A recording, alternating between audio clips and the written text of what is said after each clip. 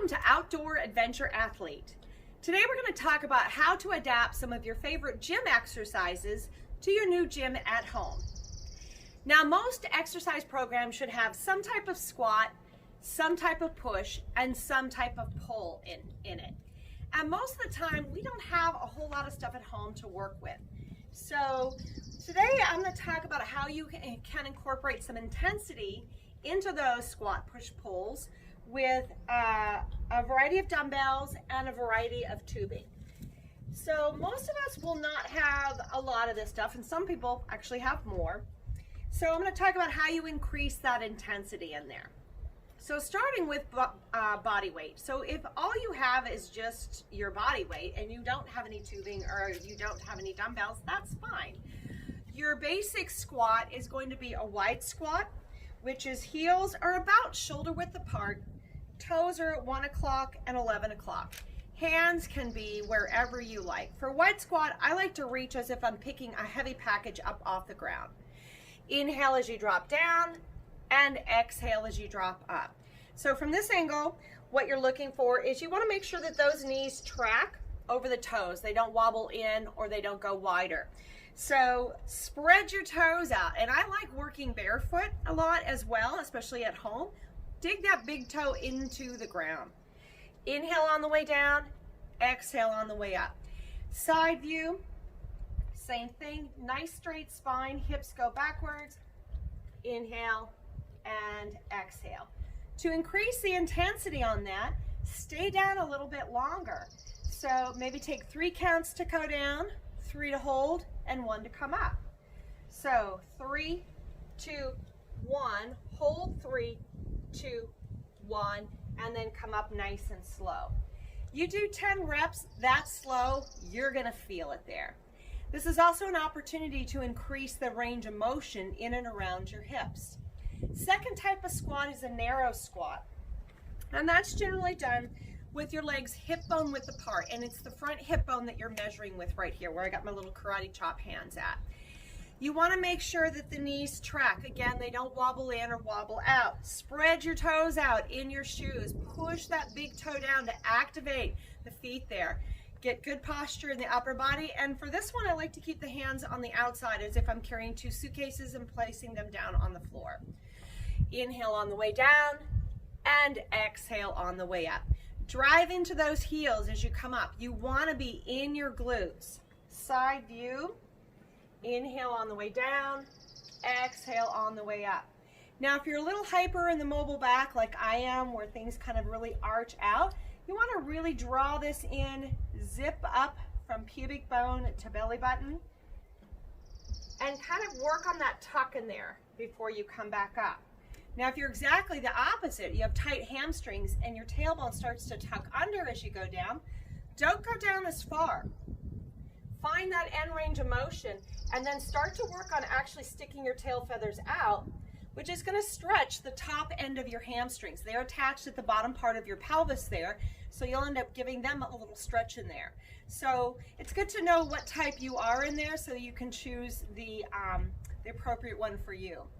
In that case, then you can also increase your intensity by staying down nice and low. You can do pulses in there as well. And the other thing you can do to increase that intensity for your body weight squat is to actually add on to that. So you can add a little lift, drop, lift, and you can do this in a Tabata format. And so that would be another whole discussion. If you don't know what that is, just Google that real quick. I like to do Tabata without a lot of jumping. Because I am over 50, yeah, way over 50. And so my joints just don't like all that pounding in there. So this makes a nice, or I can change arms back this way and get that intensity for those 30-second intervals in there. You can add the jump in there. That also is going to increase it, or add the jump with a hold. So you can add a jump and then hold, jump, and hold, and that's going to give you quite a burn in that whole lower region in the hips and quads and hamstrings. So that's several ways to work with just a body weight squat. Now, if you have some weights to work with, we can increase even more. So you can kind of utilize all of that stuff we just did, except for the jumping part. You don't want to jump with weights in your hands. But everything else, the hold, the isometrics at the bottom, all of that you can do as well. So I got this little tree many, many years ago. So I've got 3s, 5s, 8s, and 10s. A lot of people that I work with online only have like 3 pounds or 5 pounds, and that may not be enough for your squat. So if you'd like more, what I recommend, and that's if your hands are big enough to do that, is to actually grab, let's go here, grab more than one weight in your hand. So I've got the 10s and I've got 5. So I've got 15 pounds in each hand now. And then you can work your narrow squats. And if you're going to do your wide squats, I would actually recommend taking your heaviest weights, maybe interlacing your hands or grabbing them kind of as best you can through the center. And again, use your good form, drive into the heels as you come back up, and there you're putting your box down on the ground there.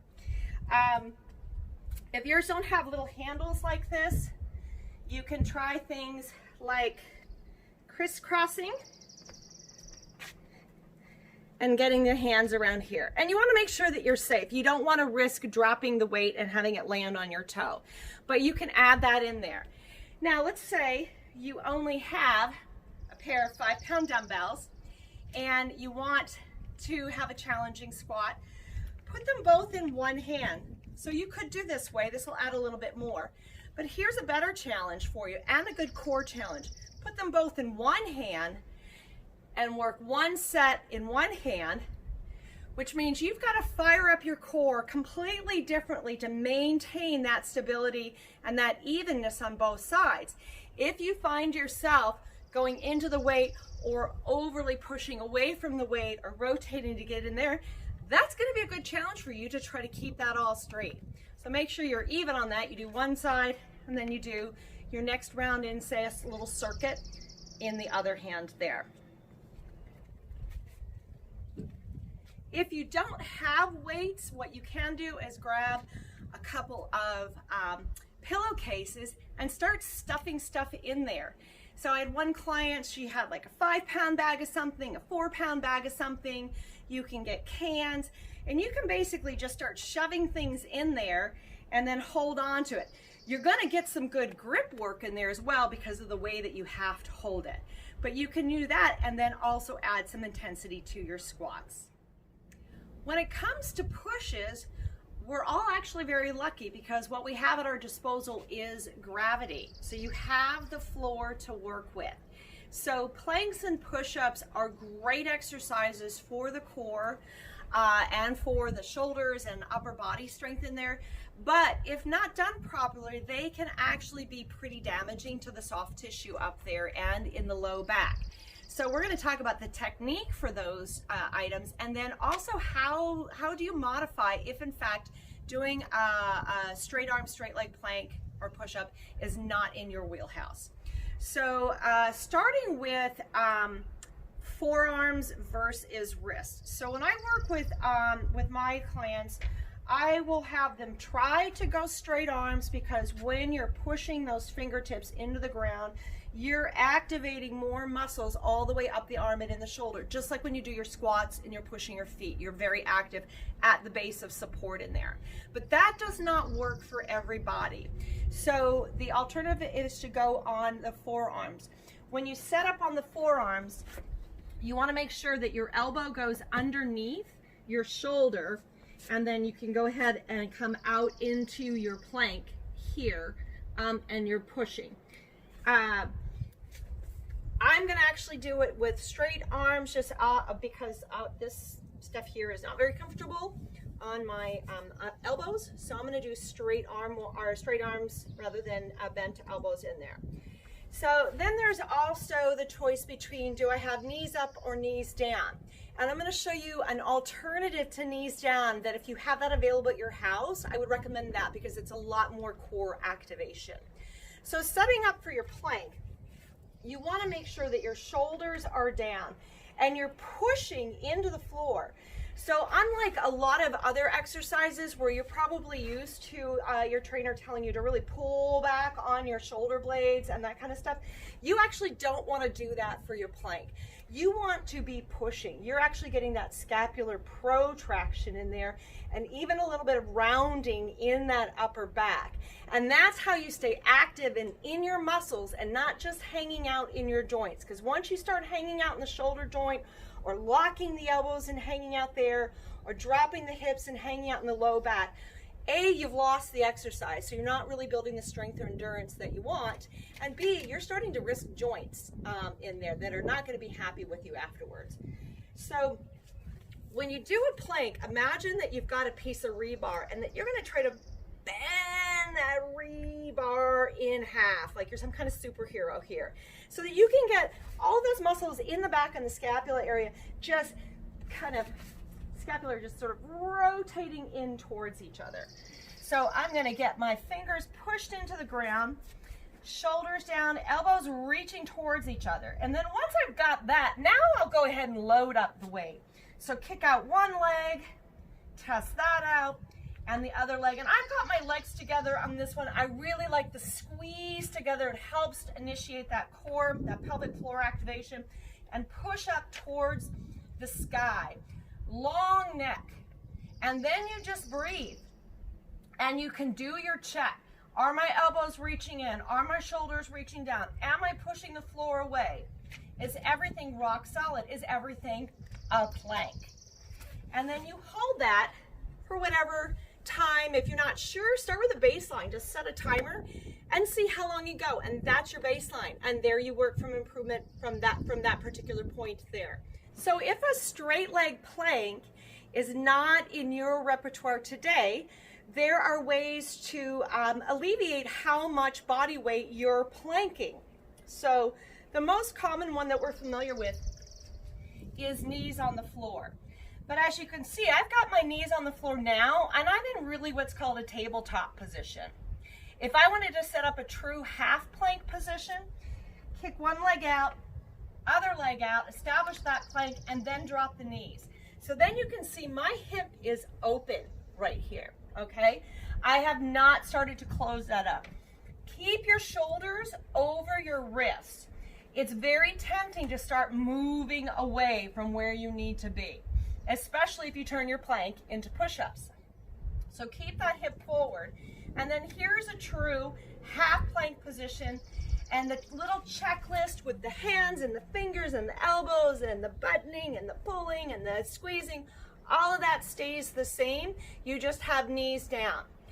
What I personally find with the knees down position is, especially when I turn my planks into push-ups, is that it's not as challenging as I would like. I want just something a little bit more. Then what you can do is you can actually go to this is a railing, and this is kind of high up. I like using stairs because then you have every, 8 inches or however long those high those stairs are. Then you can also then start marking down what your progress is. So maybe you started to do, when you work your way up to say 1 minute plank, which is kind of a standard I like to use. Once a person can comfortably do a 1 minute plank, then we need to start adding one leg, shoulder taps, or some other challenges in there. I'm not a huge fan of like the 8 minute plank. That's another whole conversation. But if you can comfortably do a 1 minute plank, say on up here, then it's time to take it to the next step down and the next step down, if these were actual steps here. And then that way you can start recording. Well, I used to have to do it on the 3rd step, now I'm on the 2nd, now I'm on the 1st, and then I'm on the floor. And that's how you keep track of your progress in there.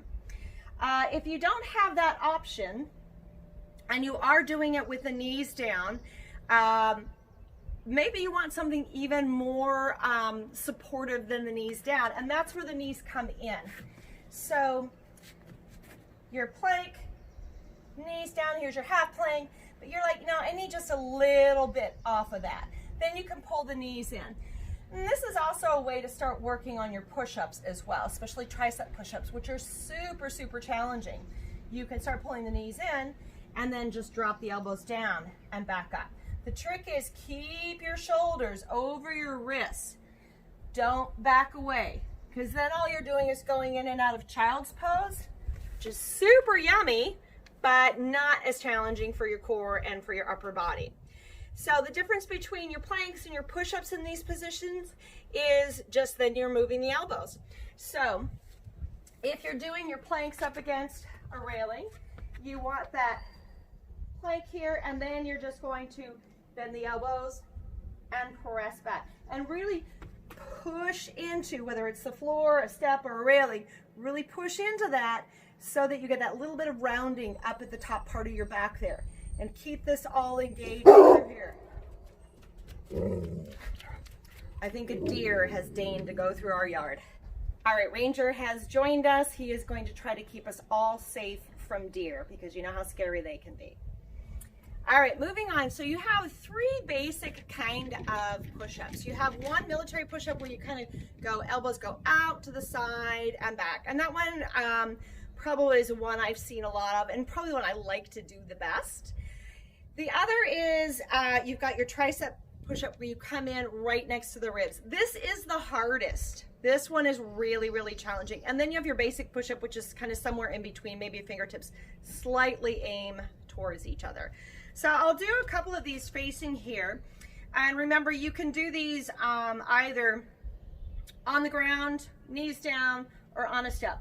My best way of doing push-ups is up on one step, is where I get a really good range of motion. So in order to give you guys a good view of range of motion, I'm going to do knees down. So the first one, your fingertips are out to the side, elbows go out to the side and up. So fingers are facing forward, elbows reach out.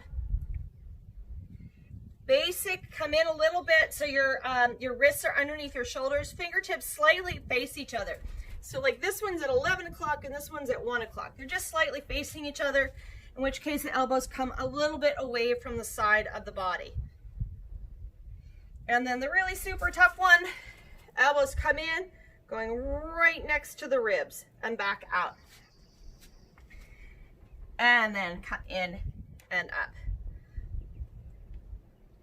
And even that isn't really all that impressive when I do it. But I've seen some fabulous tricep push-ups, and I've seen them done with straight legs, just not by me.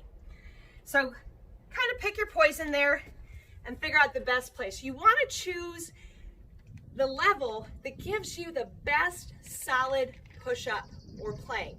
So don't try to do what your neighbor is doing, what your best friend does, what that really cool person at the gym is doing. Do what works best for your body. And this will be one of the most awesome exercises for your body when done correctly. It's great for the core.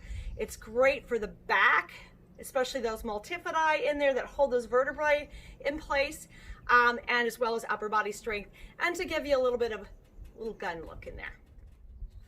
So if you have some weights, you can actually then translate some of the work that you do like on your bench, such as bench press, to work on the floor. You just are going to be on the floor rather than on a bench, unless you actually have a bench at your house. And again, let's go. So I've got this tree. I could probably between putting more than one weight in a hand, I could probably come up with a pretty challenging weight, just like I would use at the gym. But let's say I don't have that. So I've got just a pair of 5s, and it might be that is exactly all you need. You can do your legs bent, legs together. Inhale. When you open up, I want you to imagine that you've got little marshmallows on either side, and you're going to just gently touch those marshmallows and then pull this back up again. So inhale on the way down and exhale on the way up. So now we're just kind of warming up here with a little bit of stability, making sure that the weights don't do this, especially if you're used to using a bar. You might find that dumbbells are a lot less stable. So guess what? More core. Now you can do 2 arms. You can do 2 arms in tabletop, which is going to give you more core. You can add a leg extension. add a little work for the abdominals in there. Keep the low back imprinted in your mat or your floor. Okay, so you don't want the back to arch on that one. You can then do what we did with the squats, which is take your lighter weights and double them up. I'll actually go this hand so you can see. So you can start. You want to make sure, now here things are going to get very wobbly in the pelvis. You want to make sure you're neutral. Neutral is your two front hip bones and your pubic bone. They make a triangle. That triangle is parallel to the floor. So it's not tipped backwards, it's not arched, and it's not rotated. So when you put weights in one hand and not the other, you risk the chance it's going to want to rotate. It's going to want to rotate towards the side with the weight. So take your other hand and just place it down on the ground. Squeeze those legs together.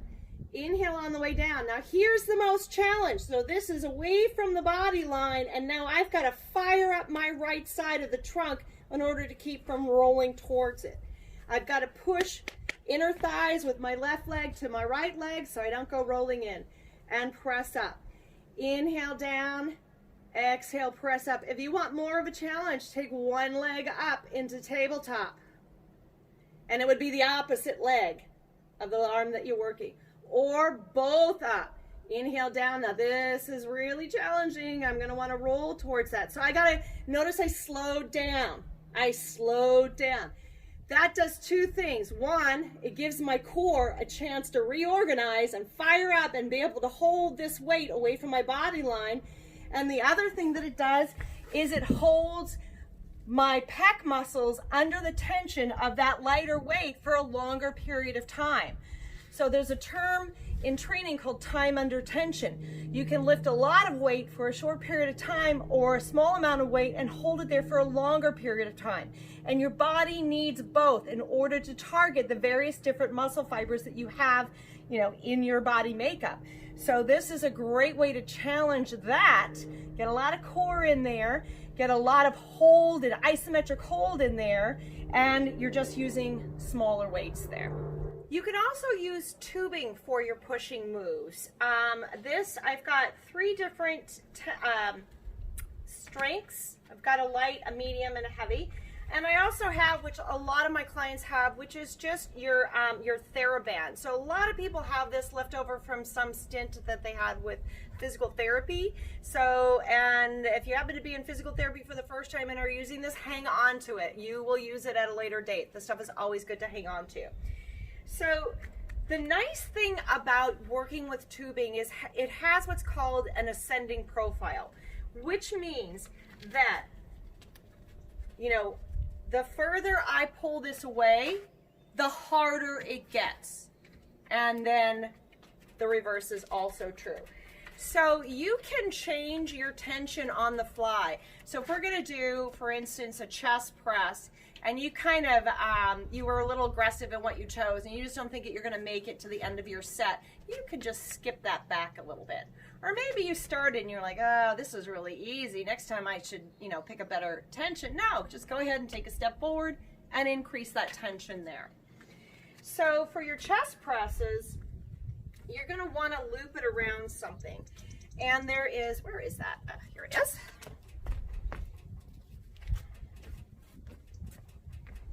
So a lot of this tubing comes with, or you can order, I should say, something to anchor it in a doorway. So it would go through like this, and then it's anchored.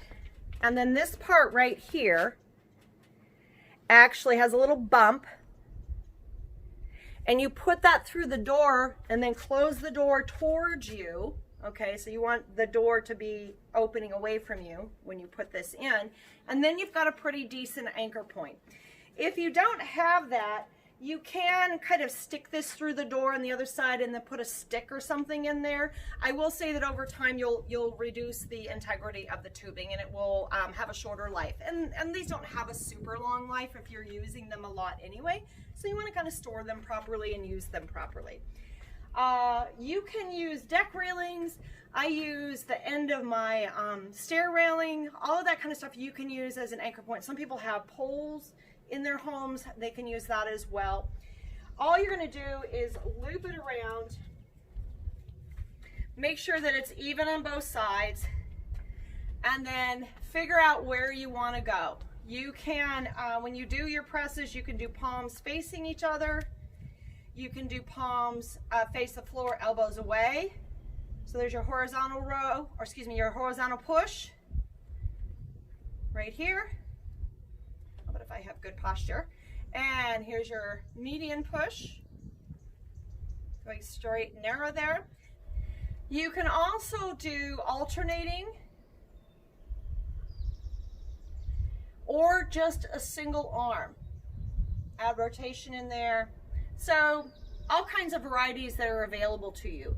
Now you'll notice that my anchor point is about hip height.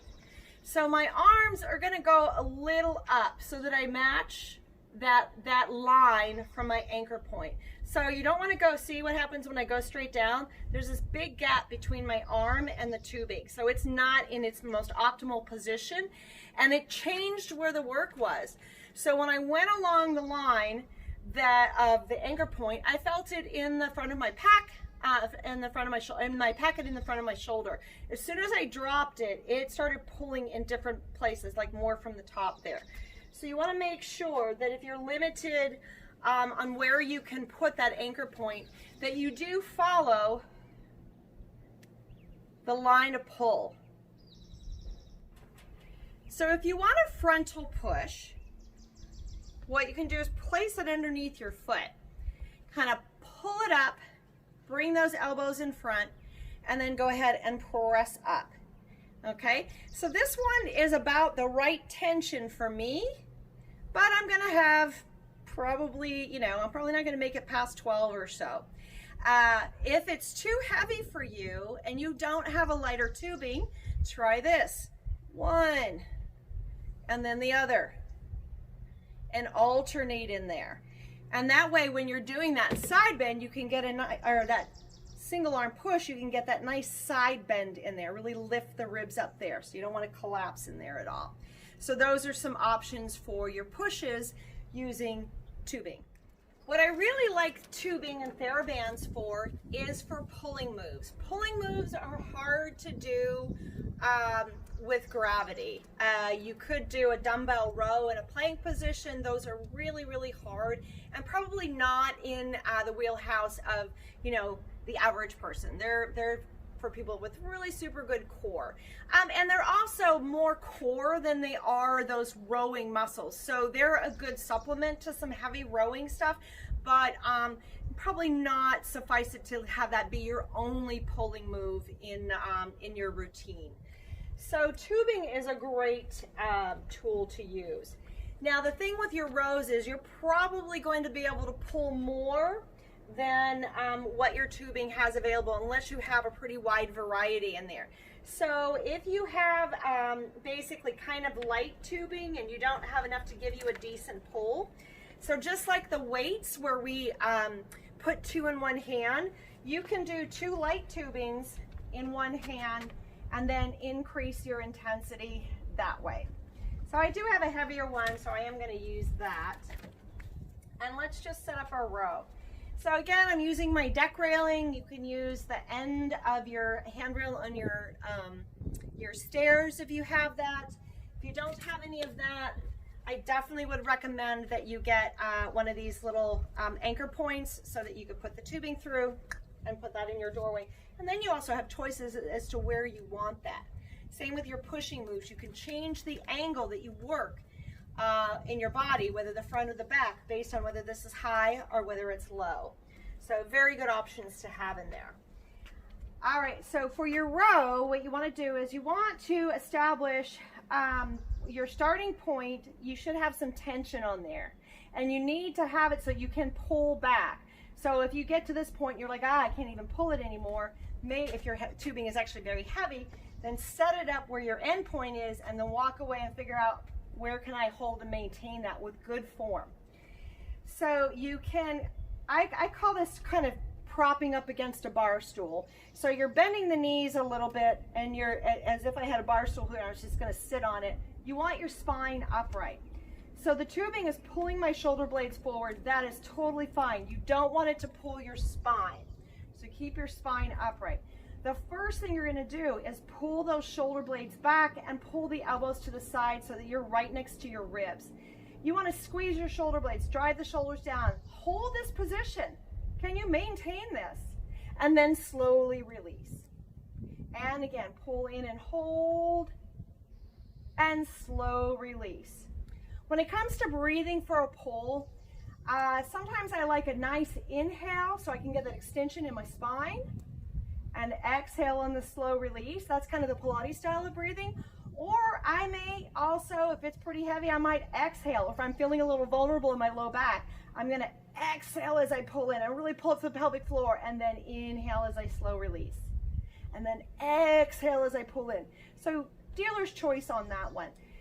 Whatever you choose when it comes to breathing, it should be mindful. It shouldn't be shallow and random, and hopefully you are breathing. You want to actually match it to the work that you're doing. It will help slow your pace down. With the tubing, this is going to go back. So your job is to slow that down. Tap the brakes.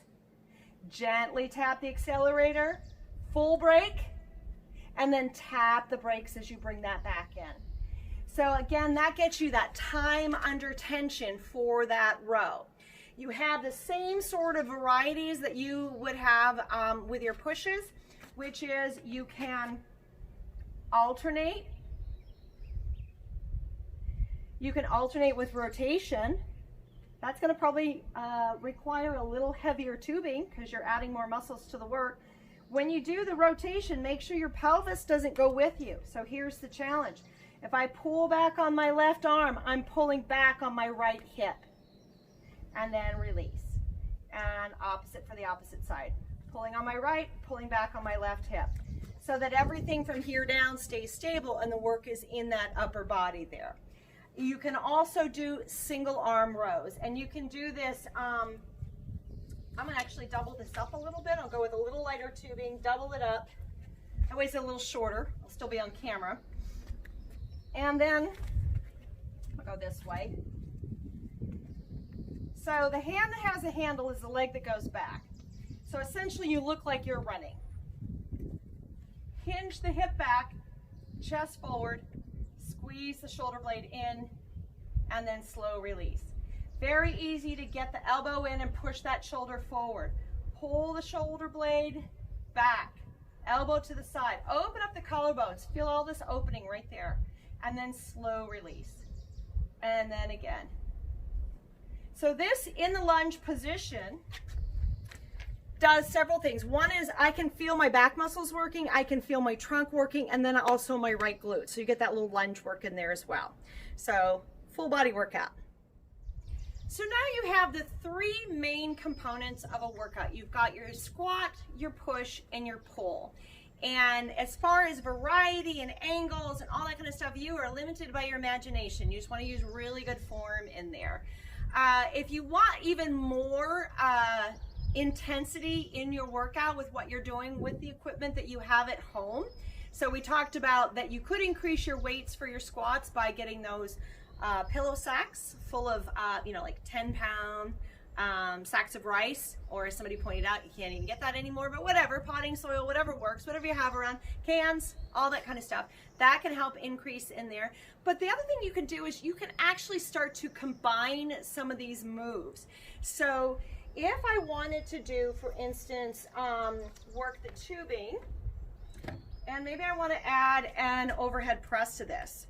So I'm going to stretch this over my head. So I would use tubing. If I were to use tubing in a squat, I might use that heavier one. But since I'm going to push this overhead, what I'm going to do is I'm going to drop into my squat and then push up. And you can kind of hold it here and push up, so you've got some intensity throughout that whole thing. You could do the same thing with a weight and maybe add a bicep curl. So you've got your weights and you go into your squat and you add a bicep curl, or a squat and a bicep curl and overhead press, or if you have just the very tiny weights, how about a squat and a shoulder raise, lateral raise here, frontal raise, scaption. If you have shoulder issues, go right in between front and side where there's no impingement, and don't go any higher than your shoulders. But this, holding this out here, just holding this like this is upper back work, and it's not a lot of weight. So there you go. Thank you so much for joining me. I'm Diane with Outdoor Adventure Athlete. There is my outdoor adventure. I hope you have an awesome outdoor adventure waiting for you. I am also a trainer at Island Fitness on Bainbridge Island, Washington, but I am now training online. So if you would like to bump up your current program, start a program, train appropriately for the activity that you love, give me a shout out. My contact info is down below and I will get you started. If you found any value in this video, please hit that thumbs up button, hit subscribe, share it with your friends.